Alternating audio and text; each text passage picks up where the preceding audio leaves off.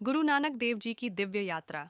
नमस्कार दोस्तों, आज हम एक महान आत्मा की कहानी सुनने जा रहे हैं।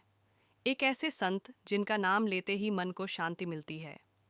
ये हैं गुरु नानक देव जी, सिख धर्म के पहले गुरु, एक युग प्रवर्तक, एक महान विचारक और सबसे बढ़कर एक सच्चे मानव।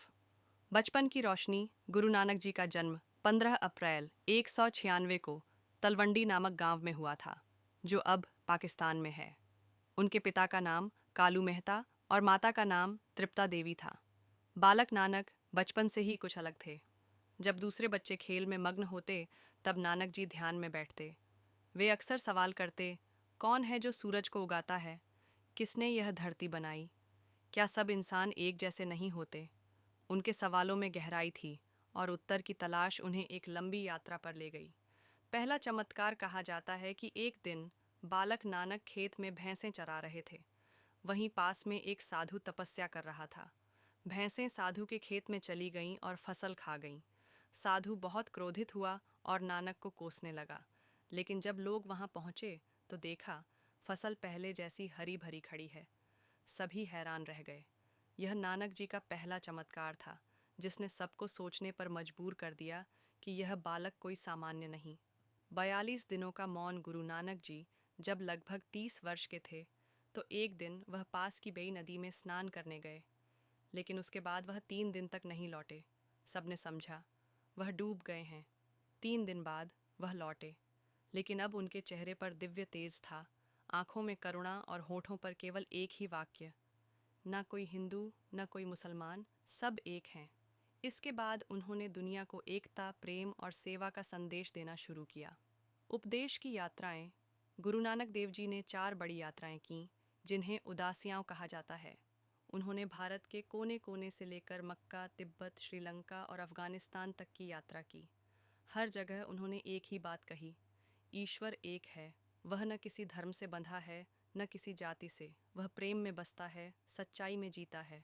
वह जहाँ भी जाते, लोग उन्हें घेर लेते। उनकी वाणी में जादू था। केवल बोलते थे, बल्कि जीते भी थे। सच्चाई की मिसालें। एक बार वह मक्का पहुँचे। वहाँ वह थक कर सो गए और उनके पांव काबा की ओर थे। एक मौलवी ने गुस्से में कहा, यह क्या बेअदबी है? गुरुजी मुस्कुराए और बोले, मेरे पांव उस दिशा में कर दो जहाँ अल्लाह न हो। मौलवी ने जैसे ही उनके पांव घुमाए, काबा भी घूम गया। ये कोई चमत्कार नहीं था, ये संकेत था कि ईश्वर हर दिशा में है, हर दिल में है। नाम, सेवा और संगत। गुरु नानक जी ने 3 मुख्य सिद्धांत सिखाए। नाम जपो, ईश्वर का स्मरण करो, मन को पवित्र करो, कीरत करो, ईमानदारी से जीवन यापन करो, वंड छको, जो भी कमाओ उसमें से दूसरों को बांटो। उन्होंने लंगर की परंपरा शुरू की, जहां अमीर गरीब जात पात सब भुलाकर एक साथ बैठकर खाना खाते। अंतिम समय गुरु नानक देव जी ने जीवन भर सभी धर्मों को सम्मान दिया। जब उनके अंतिम समय का वक्त आया, तब हिंदू और मुसलमान दोनों चाहते थे कि उनका अंतिम संस्कार उनके रीति से हो।